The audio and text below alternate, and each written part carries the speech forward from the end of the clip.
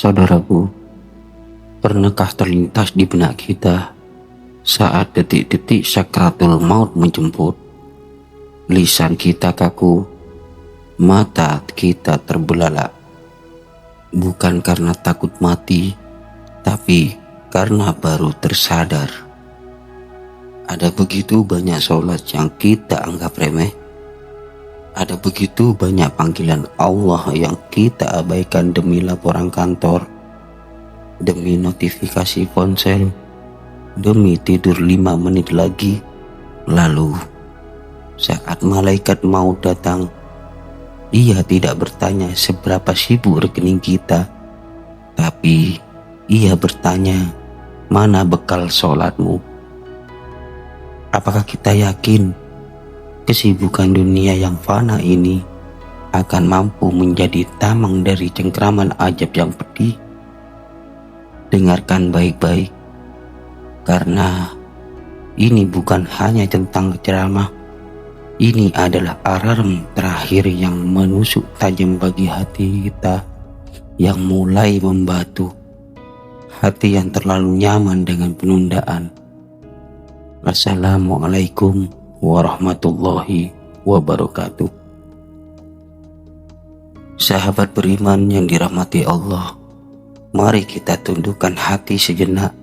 Kita hidup di zaman yang serba cepat, zaman di mana waktu seolah menjadi komoditas paling mahal dan tekanan kerja mendominasi jiwa.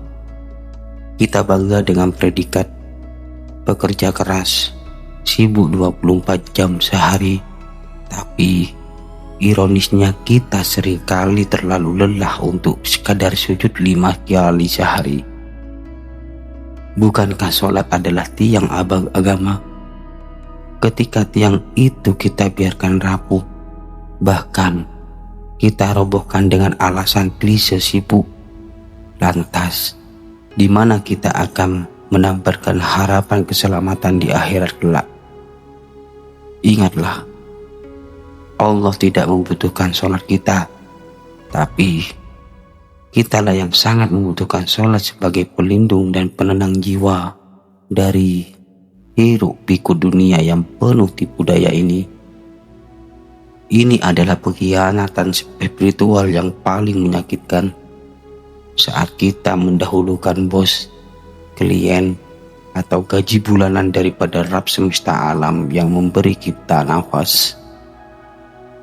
Saudaraku, coba renungkan, setan itu sangat cerdik dalam operasinya. Ia tidak akan menyuruh kita meninggalkan sholat secara total di awal. Itu terlalu ekstrim.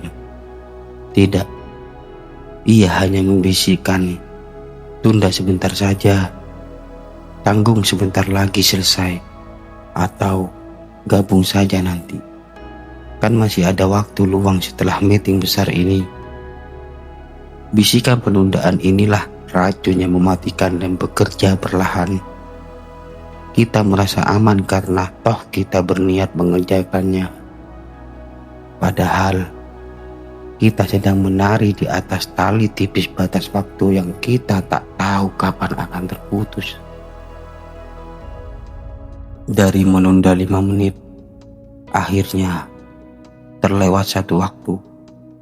Dari terlewat 1 waktu, akhirnya menjadi kebiasaan. Dari kebiasaan buruk inilah kita menjerumuskan diri pada dosa besar yang disepakati ulama sebagai salah satu dosa paling serius. Kita rela berlama-lama scrolling media sosial, tapi merasa berat mengangkat tangan bertakbir. Di mana letak prioritas keimanan kita, jamaah sekalian? Dampak mengabaikan sholat itu nyata terasa. Bahkan saat kita masih bernapas dan berdiri tegak di dunia ini, kita mencari kedamaian di puncak kesuksesan, ditumpukan harta yang melimpah, tapi hati kita tetap kosong, gelisah, dan mudah tersulut emosi, seolah selalu ada yang kurang. Mengapa? karena kita secara sadar memutuskan langsung hubungan dengan Sang Pemberi ketenangan, yaitu Allah Subhanahu wa Ta'ala.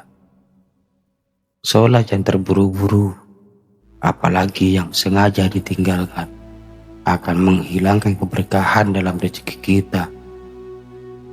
Walau nominalnya besar dan terlihat fantastis, uang itu datang dan pergi, tidak pernah menetap membawa ketenangan hakiki. Kesibukan kita justru menjadi bumerang, membawa kita pada lingkaran setan stres, kecemasan, takut, dan kekecewaan mendalam. Inilah peringatan dini, sebuah preview kecil dari ajab duniawi bagi mereka yang lalai. Dicabutnya cahaya, rasa syukur, dan rasa cukup dalam kehidupan sehari-hari kita. Dan inilah titik paling mengerikan, saudaraku, yang harus kita tatap dengan mata hati yang terbuka lebar. Begitu ruh dicabut diri dalam kita yang lemah, begitu kita dimasukkan ke liang lahat, semua kemewahan, jabatan, harta, dan kesibukan duniawi yang kita kejar mati-matian akan sirna seketika. Tak berarti sehelai benang pun di alam barzakh. Yang menjadi penerang adalah amal soleh kita, dan tiang amal itu adalah sholat. Jika sholat kita bolong-bolong, datanglah kegelapan yang mencekam, menusuk hingga ke tulang. Kita akan berdiri sempit dihimpit tanah yang dingin dan kelam. Saat malaikat mungkar dan nakir datang bertanya, apa yang akan kita jawab ketika fondasi utama hubungan kita dengan Allah telah kita rusak sendiri karena alasan rapat penting atau proyek besar? Tidak ada negosiasi, tidak ada alasan diterima di sana, jamaah sekalian. Hadis yang diriwayatkan para ulama menggambarkan ajab kubur yang sangat spesifik, yang membuat bulu kuduk kita merinding ketakutan. Bagi mereka yang meremehkan sholat, yang sengaja menunda hingga habis waktunya, wajahnya akan digelapkan, perutnya akan membesar seperti rumah yang kembung, dan kakinya akan dirantai besi yang membara. Ada riwayat yang menyebutkan bahwa di dalam kubur akan muncul ular besar yang menakutkan bernama Asyuja al-Iqra, yang akan melilit tubuhnya kuat-kuat dan menakutkan tanpa henti, membenamkannya ke dalam bumi sedalam 70 hasta. Setiap kali ia bergerak, bayangkan rasa sakit yang tak terperikan itu bukan hanya sebentar, tapi terus menerus sampai hari kiamat tiba. Ajab ini bukan dongeng penghantar tidur yang bisa kita lupakan saat pergi. Ini adalah realita pahit yang menanti setiap jiwa yang berani mengabaikan waktu sujud demi fata morgana dunia yang menipis dan fana. Apakah kita sanggup menanggung kepedihan yang abadi? Puncak dari segala kengerian adalah hari kebangkitan, yaitu Yaumul Qiyamah. Pada hari itu, setiap orang akan dibangkitkan sesuai dengan kondisi amal perbuatannya di dunia. Mereka yang dengan teguh menjaga sholat akan menjadi wajah yang bercahaya, menjadi saksi bagi keimanan mereka yang tulus. Namun, mereka yang lalai yang mengabaikan sholat akan dibangkitkan dalam keadaan gelap gulita, dihinakan, dan dikirim menuju jurang neraka Sakor, tempat api yang tak pernah padam. Sholat adalah pembeda hakiki antara mukmin sejati dan mereka yang hanya mengaku beriman. Saat catatan amal dibuka dan kolom sholat kita penuh dengan bolong dan penundaan, rasa malu dan penyesalan itu akan jauh lebih menyakitkan daripada panasnya api neraka itu sendiri. Kita memohon kesempatan kedua. Kita menjerit meminta kembali ke dunia, tapi waktu kita telah habis.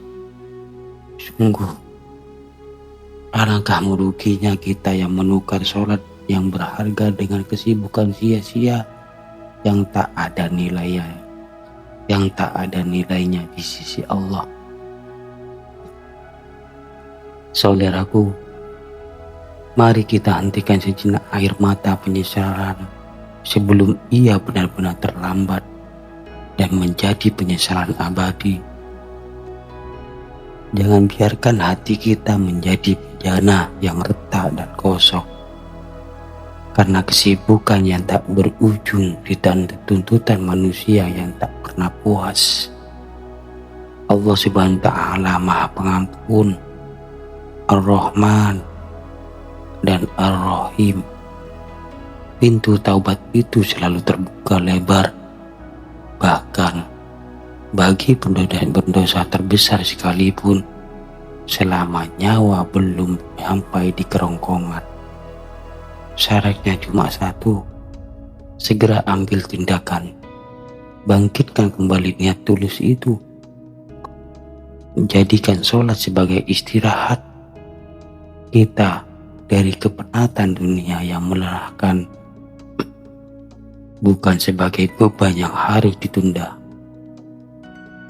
Mari kita mulai dari sholat isya malam ini dengan tumakninah, khusyuk, seolah-olah ini adalah sholat terakhir kita di muka bumi. Jangan tunda lagi, jangan remehkan. Introspeksi adalah kunci. Jadikan kisah ajab ini sebagai cambuk untuk memperbaiki diri, bukan untuk putus asa. Mulai hari ini, jaga sholat kita seperti kita menjaga jantung kita sendiri, karena ia adalah kehidupan spiritual. Jika tausiah yang mencekam ini menyentuh hati Anda, jangan biarkan berhenti di Anda. Bagikan kepada keluarga, sahabat, atau rekan kerja yang mungkin sedang terjerat dalam kesibukan fana ini. Tinggalkan komentar di bawah. Ceritakan pengalaman taubat Anda. Dan yang paling penting, mari kita sama-sama mendoakan agar kita semua istiqomah dalam menjalankan ibadah sholat dengan sempurna hingga akhir hayat. Barakallahu fikum. Wassalamualaikum warahmatullahi wabarakatuh.